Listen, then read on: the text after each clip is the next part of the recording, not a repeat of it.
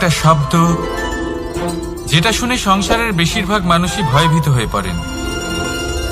কারণটা কি? অসফলতার ভয়। পরীক্ষা এই শব্দের যদি আমি অন্য দিকটা দেখাই, তার তাৎপর্য এই নয় যে আপনার দুর্বলতা সবার সামনে তুলে ধরবে। এটা তো হলো সেই যুক্তি যা আপনার বল, সাহস, শক্তিগুলি সবার সম্মুখে তুলে ধরবে। আগে হ্যাঁ, এটাই হলো সেই যুক্তি।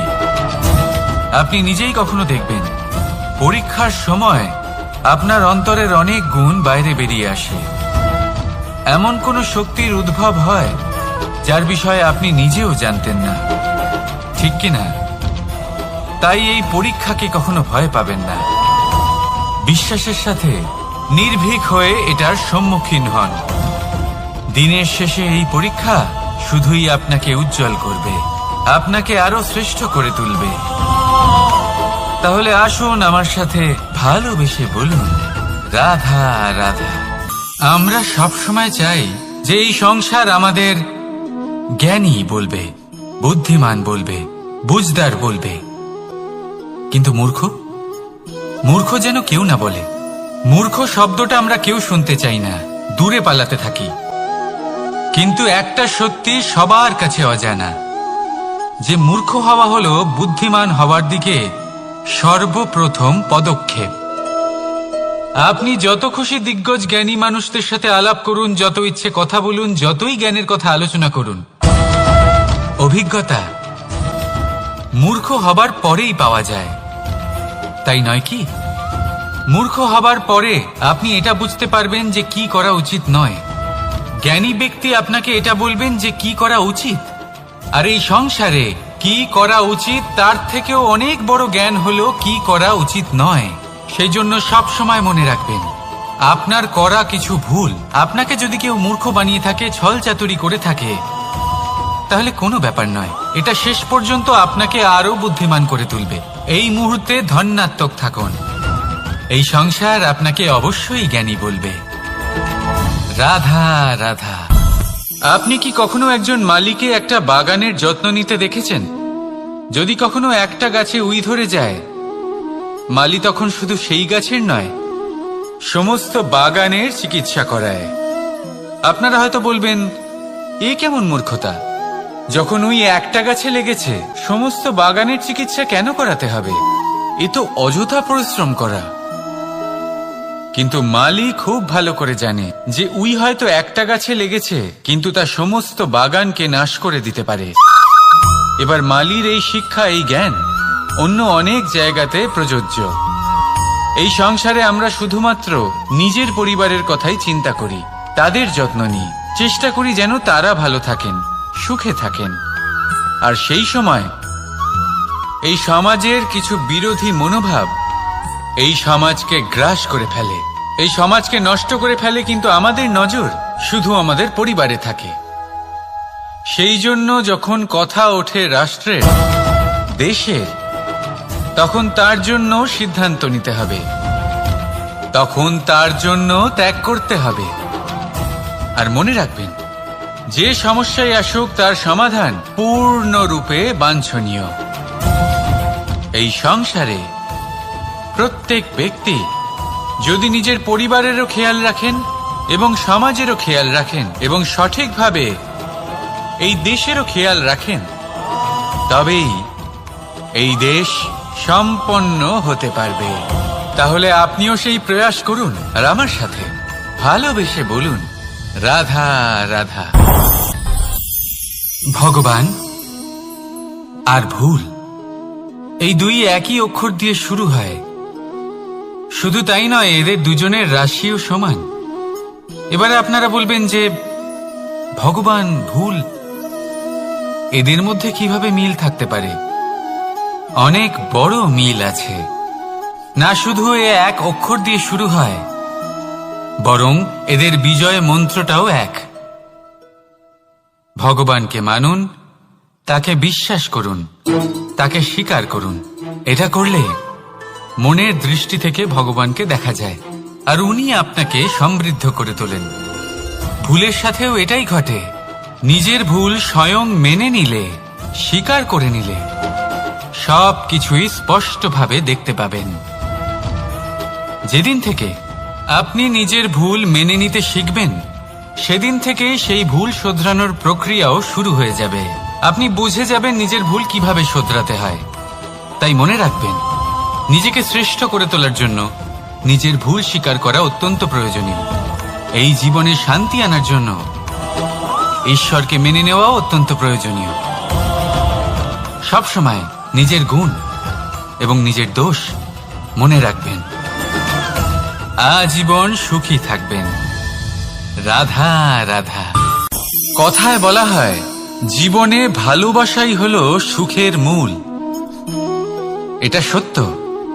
এবার প্রশ্ন হলো এটাই যে এই ভালোবাসা কার সাথে করা উচিত। যদি আপনি কিছুক্ষণের জন্য সুখ পেতে চান, তাহলে ভালোবাসুন নিজের রুচি মতো। যদি আপনি কিছুদিনের জন্য সুখ পেতে চান, ভালোবাসুন নিজের বন্ধুদের।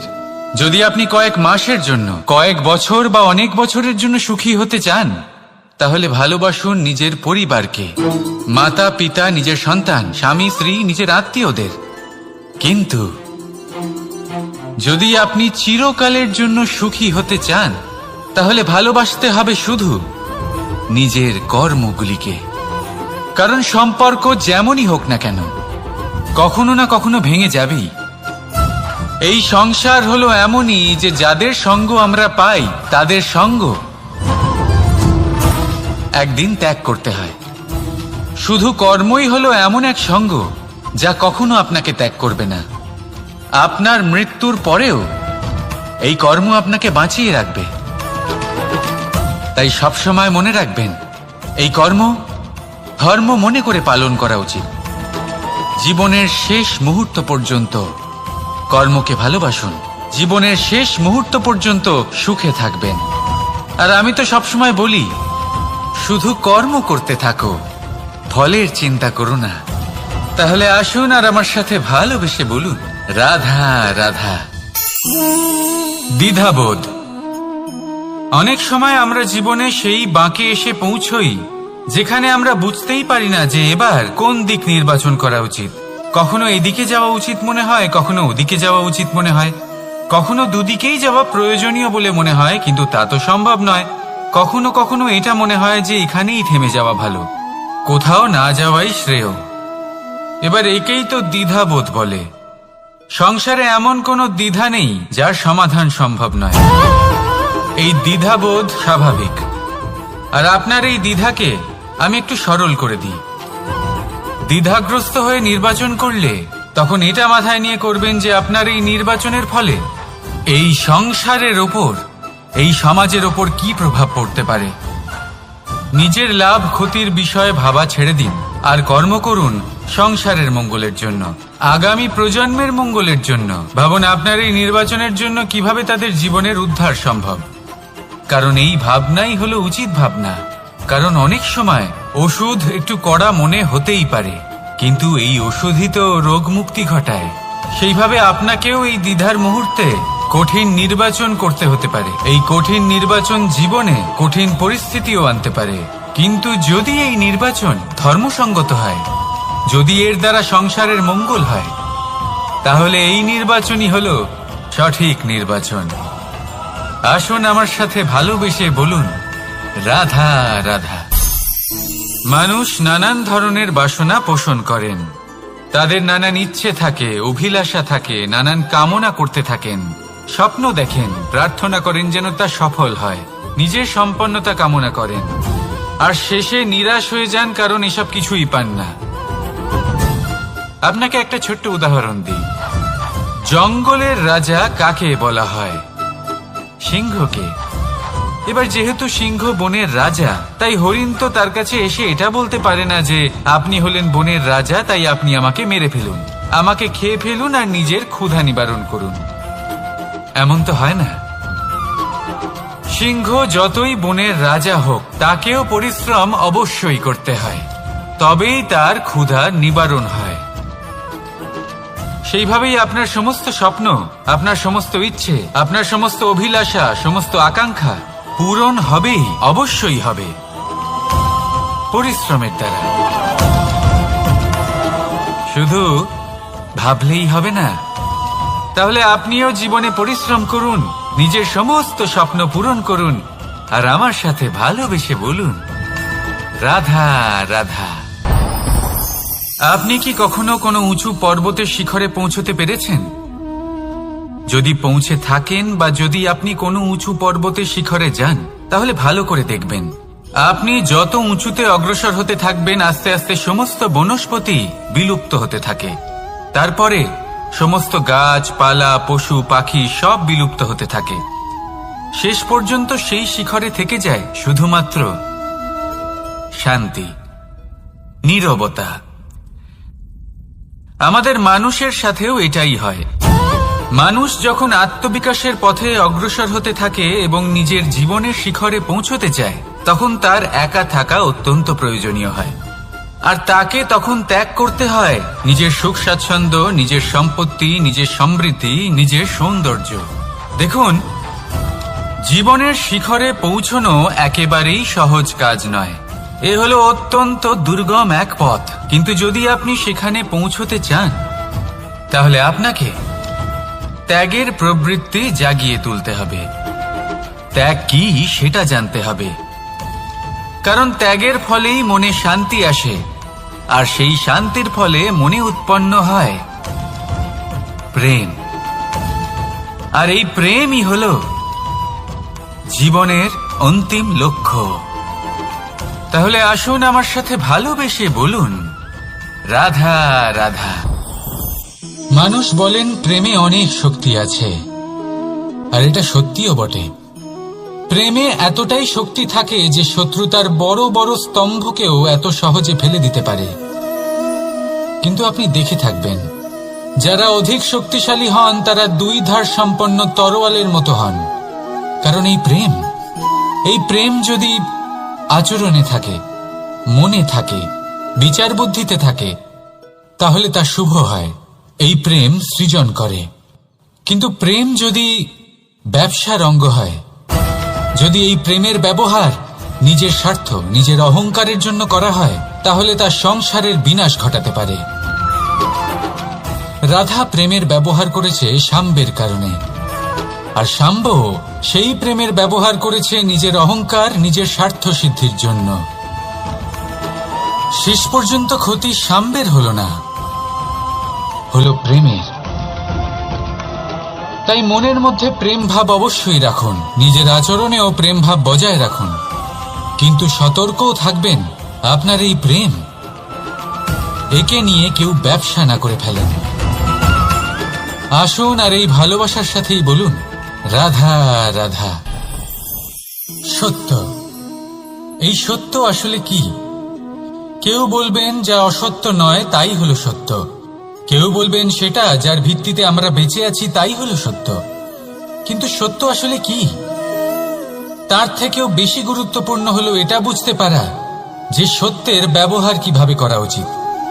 যদি আপনার কাছে সত্য থাকে বা আপনি সত্য জেনে থাকেন আর আপনি তার ব্যবহার করেন, সদ্ব্যবহার করেন সংসারের জন্য, তাহলে আপনি এই সমস্ত সংসারের অনেক ঊর্ধ্বে চলে যাবেন।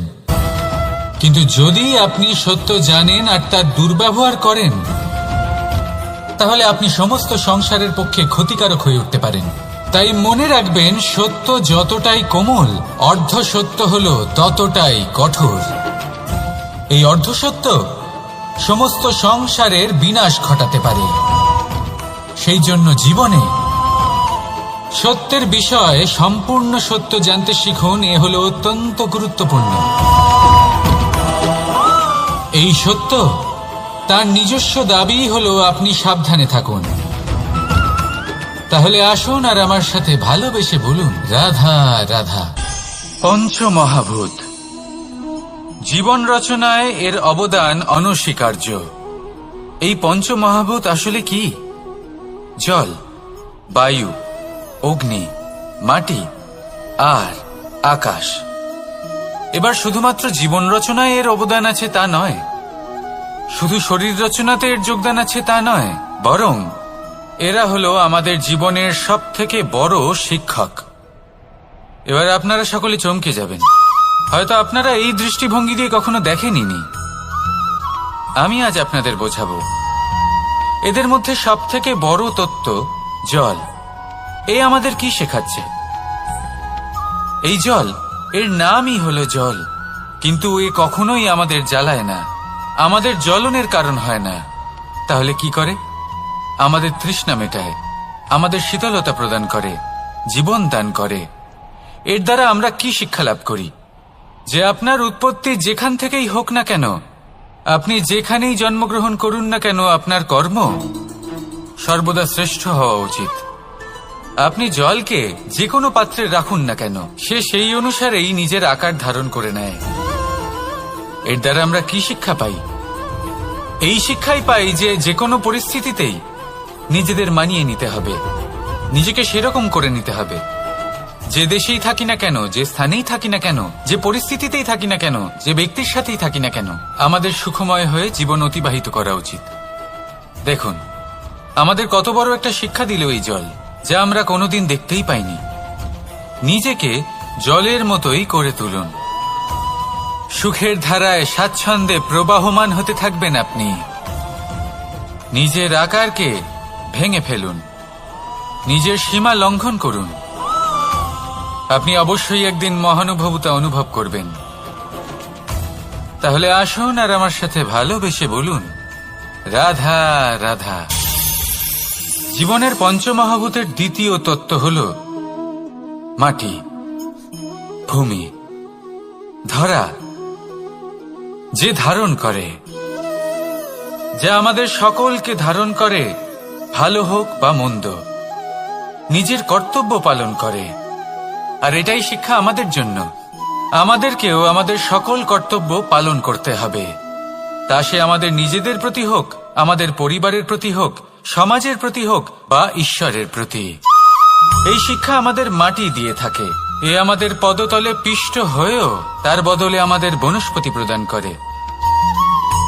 অগ্রসর হতে পদক্ষেপ নেওয়ার সময় আমরা পা দিয়েই ধরিত্রীকে পিছনে ঠেলি, কিন্তু এই মাটি আমাদের ঘৃণা করে না। সে আমাদের পরবর্তী পদক্ষেপের জন্য অপেক্ষা করে আর স্বাগত জানায়। আর হয়তো সেই জন্যই এই ধরাকে আমরা ধরিত্রী মাতা বলে থাকি। আর তাই এই পদবি, এই সম্মান, এই ভালোবাসা এর আকার বা এর ভারের জন্য একে প্রদান করা হয় না, প্রদান করা হয় এর স্বভাবের কারণে। আপনিও যদি ধরিত্রীর মতো হতে পারেন, যদি আপনিও নিজের সকল কর্তব্য পালন করেন, বিশ্বাসের সাথে তা স্বীকার করে নিতে পারেন, যদি অন্য কারোর সাফল্যেও আপনি প্রসন্ন হতে শিখতে পারেন, যদি আপনি একটু কষ্ট সহ্য করে অন্য কাউকে প্রসন্নতা প্রদান বা অন্য কাউকে সেবা করতে পারেন, তাহলে আপনিও মাটির মতোই মহান হয়ে উঠতে পারবেন। তাহলে আসুন আর আমার সাথে ভালোবেসে বলুন, রাধা রাধা। জীবনের পঞ্চমহাভূতের মধ্যে একটা তত্ত্ব হল বায়ু। বায়ু, যাকে কিনা দেখা যায় না, বরং তাকে কিন্তু আমরা অনুভব করতে পারি। আর একে সব থেকে বেশি অনুভব করতে পারি তখন যখন বায়ু কম থাকে। বায়ু যদি লুপ্ত হয়ে যায়, তাহলে তখনই আমরা বুঝতে পারি যে বায়ু তো নেই, এ তো সমস্যার ব্যাপার। এবার এই বায়ু দ্বারা আমরা কি শিক্ষা পাই? এই বায়ু আমাদের এই শিক্ষা দেয় যে আমাদের কখনোই অহংকার করা উচিত নয়। আমরা সকলেই কখনো না কখনো চাই যে আমাদের শ্রেষ্ঠতা, আমাদের যোগ্যতা, আমাদের মাহাত্ম্য এই সংসার বুঝতে পারুক। আর নিজের মাহাত্ম্য প্রমাণ করার জন্য শক্তি দেখানোর কোনো প্রয়োজন নেই। কারণ যখন কোনো ব্যক্তি, এই সমাজ, এই সংসার আপনাকে নিজের থেকে দূরে করে দেবে, আপনার থেকে দূরে চলে যাবে, তখন আপনার মাহাত্ম্য কি তার আভাস সে নিজে থেকেই অবশ্যই পেয়ে যাবে। আপনার কিছুই করার প্রয়োজন নেই। বায়ুর মতো হয়ে উঠুন। বায়ু, যার কিনা কোনো ভার নেই, কিন্তু যখন সময় আসে, যখন সে তুফানের রূপ নেয়, তখন অত্যন্ত বড় বড় বিধ্বংসী কাজ সে করে ফেলে। আর তখন এর শক্তির কোনো তুলনাই হয় না। বায়ু, যে নিজের সঞ্চালন দ্বারা পৃথিবীকে প্রাণ দেয়, নিজের পরিবহন দ্বারা এই মেঘ সৃষ্টি করে, এই ধরিত্রীর তৃষ্ণা নিবারণ করে। বায়ুর মতো যদি আপনি হয়ে উঠতে পারেন, তাহলে হালকা হয়ে যাবেন, ওপরে উঠতে পারবেন এই সংসার, এই ভৌতিকতা, এই মোহ মায়া থেকে। আর তখন আপনি বুঝতে পারবেন যে প্রেম কাকে বলে। তখন আপনি বুঝবেন যে দান করাই হলো জীবন। তাহলে আসুন আর আমার সাথে ভালোবেসে বলুন, রাধা রাধা। জীবনের পঞ্চমহাভূতের মধ্যে একটা তত্ত্ব হলো আকাশ। আকাশ যা কিনা নিরাকার, যার কোনো আকার নেই। আকাশ যা হলো অনন্ত। আর আমাদের সবসময় মনে হয় যে এই আকাশ আমাদের সাথে জড়িয়ে রয়েছে। কেন? এবার এই আকাশ আমাদের জন্য কি না করে। আকাশ আমাদের ওড়বার স্বাধীনতা দেয়। আকাশ মেঘকে ধারণ করে যাতে আমাদের তৃষ্ণা মিটতে পারে। এই আকাশ সূর্য এবং চন্দ্রকে তার যথাস্থান দেয়, যাতে আমরা প্রকাশও পেতে পারি, আবার অন্ধকারও, যাতে আমাদের জীবনে সামঞ্জস্য বজায় থাকে। আকাশের থেকে অনেক কিছুই শেখার রয়েছে।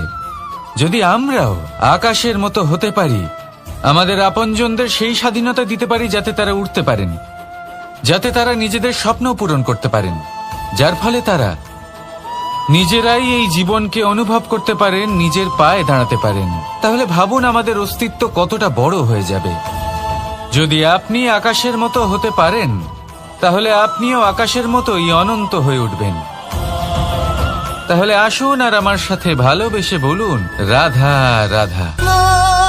পঞ্চমহাতত্ত্ব, পঞ্চমহাভূত, এদের বিষয়ে আমি আপনাদের সবকিছুই বলে দিয়েছি। কেন? এরা আমাদের জীবনের সব থেকে বড় শিক্ষক। আর এদের থেকে আমরা কি শিক্ষা পাই? নিশ্চিত রূপে এই পঞ্চমহাতত্ত্ব আমাদের দেহের নির্মাণ করে, কিন্তু একটা ষষ্ঠ মহাতত্ত্ব রয়েছে। এমন এক তত্ত্ব যার না কোনো ভার আছে, না কোনো পরিমাণ আছে, কিন্তু তা হলো অত্যন্ত গুরুত্বপূর্ণ, ভাবনা। কেউ একে আত্মা বলে, কেউ একে বিবেক বলে, কেউ একে প্রাণ বলে, আর কেউ বলে চেতনা। এবার এই চেতনা যখন পঞ্চমহাতত্ত্বের সাথে জুড়ে যায়, এক হয়ে যায়, তখন মানুষের জীবনের নির্মাণ হয়। এবার আপনার দেহের নির্মাণ জন্ম থেকেই পঞ্চমহাতত্ত্ব করে দেয়, কিন্তু এই ভাবনা, এই চেতনা, একে আপনি নিজেই এগিয়ে নিয়ে যেতে পারেন। একে দিশা দেখাতে হবে, এর বিকাশ আপনাকেই করতে হবে। কিভাবে? তা আপনার উপর নির্ভর করছে। আপনি এর সদ্ব্যবহারও করতে পারেন, দুর্ব্যবহারও করতে পারেন। এমন এক দিশা দিতে পারেন, এমন সদ্ব্যবহার করতে পারেন যে আপনি নিজেই কোনোদিন ভগবত গীতার জ্ঞান দিলেন। এমন দুর্ব্যবহার করতে পারেন, এমন দিশাও দিতে পারেন যে আপনি হয়তো শকুনের মতোই মহাভারত রচনা করলেন। এই চয়ন আপনারই। শুধু এই চেতনার শুদ্ধতার দিকে বিশেষ নজর রাখতে হবে।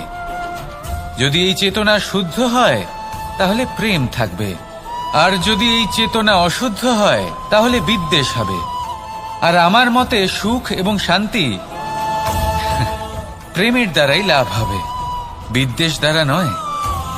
তাহলে আসুন আর আমার সাথে ভালোবেসে বলুন, রাধা রাধা। জীবনের পঞ্চমহাতত্ত্বের মধ্যে পঞ্চম তত্ত্ব অগ্নি। অগ্নি যা জ্বালাতে সাহায্য করে, কিন্তু তা উত্তাপও প্রদান করে। নিশ্চিত রূপে অগ্নি আমাদের জ্বালিয়ে দিতে পারে, কিন্তু আপনি কি কখনো এটা ভেবে দেখেছেন যে আগুন, তাকে নিজেকে কতটা জ্বলতে হয়, তাকে নিজেকে কতটা তাপ সহ্য করতে হয়? ও নিজে জ্বলে আমাদের উত্তাপ প্রদান করার জন্য, ও নিজে জ্বলে আমাদের ঊর্জা দেবার জন্য, আমাদের আলো দেবার জন্য, অন্ধকারে পথ দেখানোর জন্য, শত্রুর সাথে মোকাবিলা করার জন্য আমাদের সাহায্য করে, নিজে জ্বলে। যখন আমরা কোনো দেবতার জন্য যজ্ঞ করি, তখন দেবতার ভোজন গ্রহণ করার নিমিত্ত হয় এই অগ্নি। কত কিছু ওকে সহ্য করতে হয় আমাদের এত কিছু দেবার জন্য। আপনিও আগুনের মতো হয়ে উঠুন, নিজে কষ্ট সহ্য করুন অন্যকে সাহায্য করার জন্য, তাদের জীবন উদ্ধার করার জন্য, নিজের প্রিয়জনের জন্য, নিজের পরিবারের জন্য, নিজের মাতা পিতার জন্য, এই সমাজের জন্য। নিজে কষ্ট সহ্য করুন, প্রকাশের কেন্দ্রবিন্দু হয়ে উঠুন, আর সকলকে পথ প্রদর্শন করুন, সবাইকে পথ দেখান। যেদিন আপনি আগুনের মতো হয়ে উঠবেন, সেই দিন ঠিক যেমন অগ্নিকে পুজো করা হয়, আপনিও সেইভাবে পূজনীয় হয়ে উঠবেন। যেমন সকল শুভকর্মে, সকল যজ্ঞে, সকল পুজোতে অগ্নিকে স্মরণ করা হয়, সেইভাবেই সকল শুভকর্মে আপনাকেও স্মরণ করা হবে। আর যেদিন আপনি এরকম হয়ে উঠবেন, সেই দিন জীবনের বাস্তব মর্ম কি আপনি তা বুঝতে পারবেন। তাহলে আসুন আর আমার সাথে ভালোবেসে বলুন, রাধা রাধা। পরীক্ষা এমন একটা শব্দ যেটা শুনে সংসারের বেশিরভাগ মানুষই ভয়ভীত হয়ে পড়েন। কারণটা কি? অসফলতার ভয়। পরীক্ষা এই শব্দের যদি আমি অন্য দিকটা দেখাই, তার তাৎপর্য এই নয় যে আপনার দুর্বলতা সবার সামনে তুলে ধরবে। এটা তো হলো সেই যুক্তি যা আপনার বল, সাহস, শক্তিগুলি সবার সম্মুখে তুলে ধরবে। আগে হ্যাঁ, এটাই হলো সেই যুক্তি। আপনি নিজেই কখনো দেখবেন পরীক্ষার সময় আপনার অন্তরের অনেক গুণ বাইরে বেরিয়ে আসে। এমন কোন শক্তির উদ্ভব হয় যার বিষয়ে আপনি নিজেও জানতেন না, ঠিক কিনা? তাই এই পরীক্ষাকে কখনো ভয় পাবেন না। বিশ্বাসের সাথে নির্ভীক হয়ে এটার সম্মুখীন হন। দিনের শেষে এই পরীক্ষা শুধুই আপনাকে উজ্জ্বল করবে, আপনাকে আরো শ্রেষ্ঠ করে তুলবে। তাহলে আসুন আমার সাথে ভালোবেসে বলুন, রাধা রাধা। আমরা সব সময় চাই যে এই সংসার আমাদের জ্ঞানী বলবে, বুদ্ধিমান বলবে, বুঝদার বলবে, কিন্তু মূর্খ মূর্খ যেন কেউ না বলে। মূর্খ শব্দটা আমরা কেউ শুনতে চাই না, দূরে পালাতে থাকি। কিন্তু একটা সত্যি সবার কাছে অজানা, যে মূর্খ হওয়া হলো বুদ্ধিমান হওয়ার দিকে সর্বপ্রথম পদক্ষেপ। আপনি যত খুশি দিগ্গজ জ্ঞানী মানুষদের সাথে আলাপ করুন, যত ইচ্ছে কথা বলুন, যতই জ্ঞানের কথা আলোচনা করুন, অভিজ্ঞতা মূর্খ হবার পরেই পাওয়া যায়, তাই নয় কি? মূর্খ হবার পরে আপনি এটা বুঝতে পারবেন যে কি করা উচিত নয়। জ্ঞানী ব্যক্তি আপনাকে এটা বলবেন যে কি করা উচিত। আর এই সংসারে কি করা উচিত তার থেকেও অনেক বড় জ্ঞান হলো কি করা উচিত নয়। সেই জন্য সব সময় মনে রাখবেন, আপনার করা কিছু ভুল আপনাকে যদি কেউ মূর্খ বানিয়ে থাকে, ছল চাতুরি করে থাকে, তাহলে কোনো ব্যাপার নয়। এটা শেষ পর্যন্ত আপনাকে আরো বুদ্ধিমান করে তুলবে। এই মুহূর্তে ধন্যাত্মক থাকুন। এই সংসার আপনাকে অবশ্যই জ্ঞানী বলবে। রাধা রাধা। আপনি কি কখনো একজন মালিকে একটা বাগানের যত্ন নিতে দেখেছেন? যদি কখনো একটা গাছে উই ধরে যায়, মালি তখন শুধু সেই গাছের নয়, সমস্ত বাগানের চিকিৎসা করায়। আপনারা হয়তো বলবেন, এ কেমন মূর্খতা? যখন উই একটা গাছে লেগেছে, সমস্ত বাগানের চিকিৎসা কেন করাতে হবে? এ তো অযথা পরিশ্রম করা।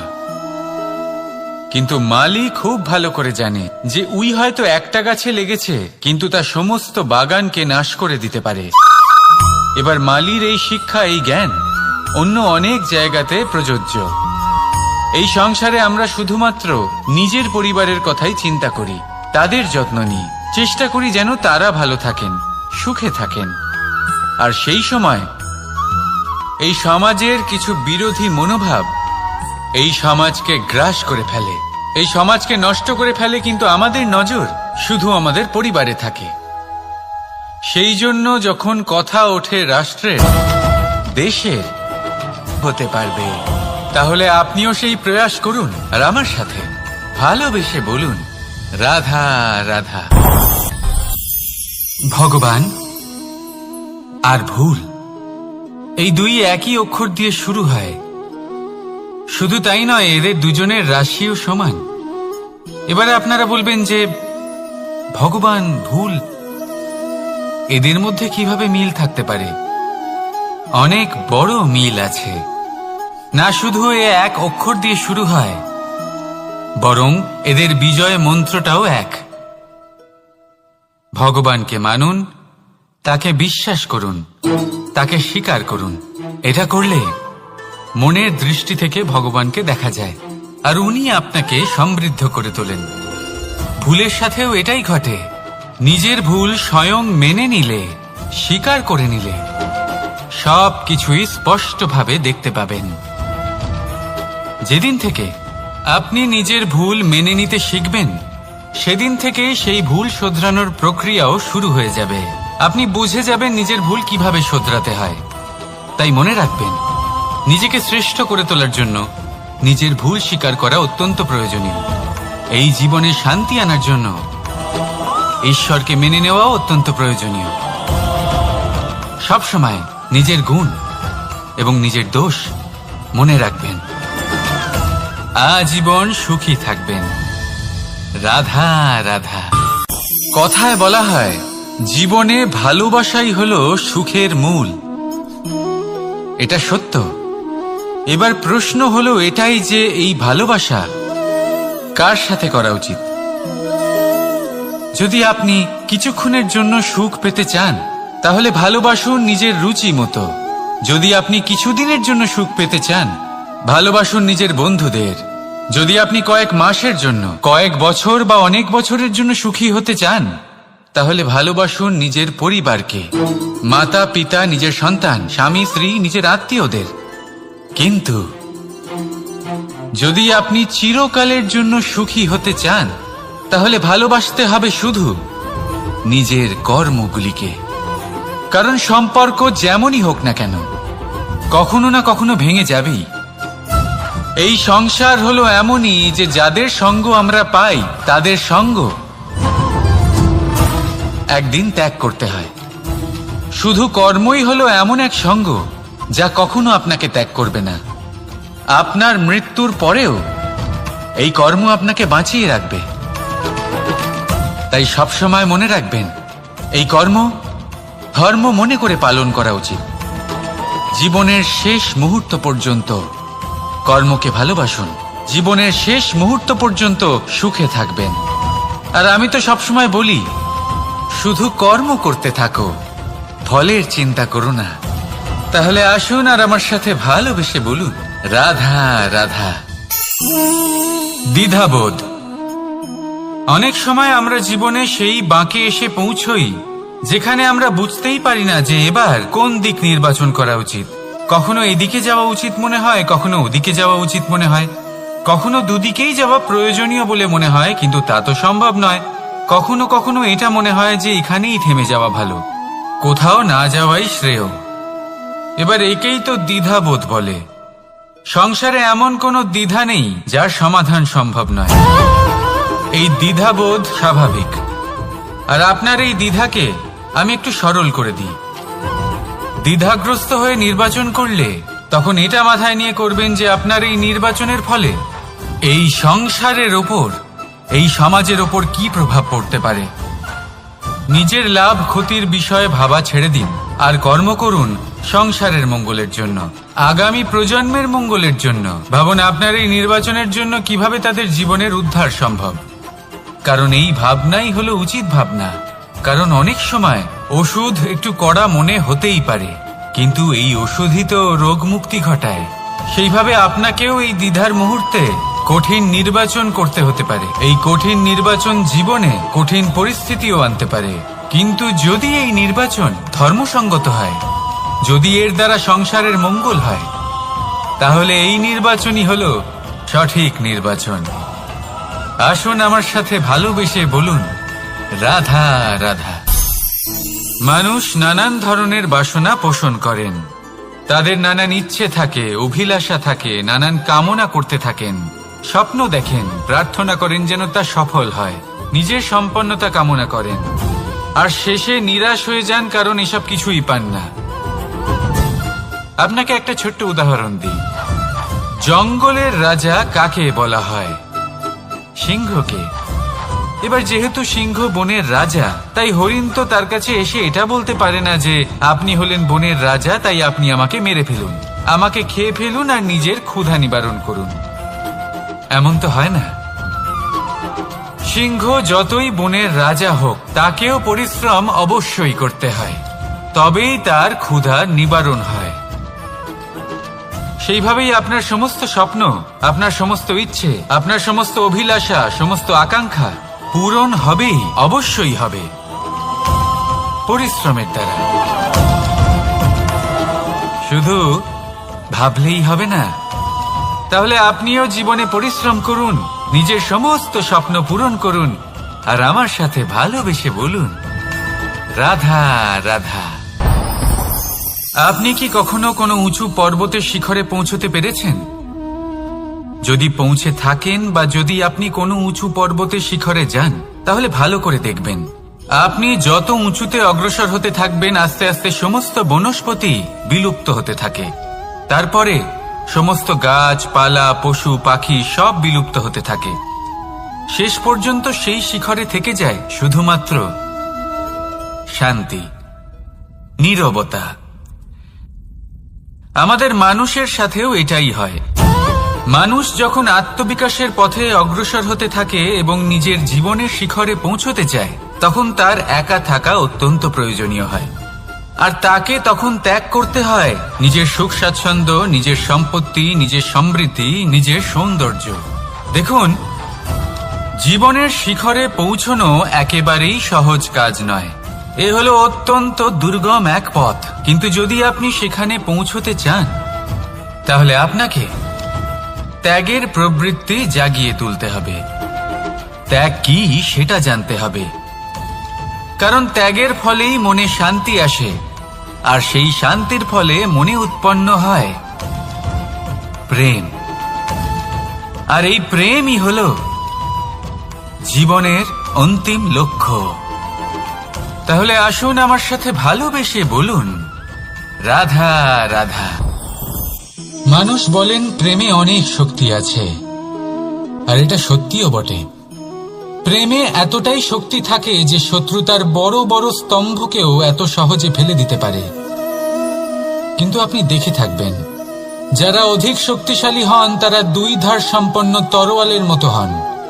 কারণ এই প্রেম যদি আচরণে থাকে, মনে থাকে, বিচার বুদ্ধিতে থাকে, তাহলে তা শুভ হয়।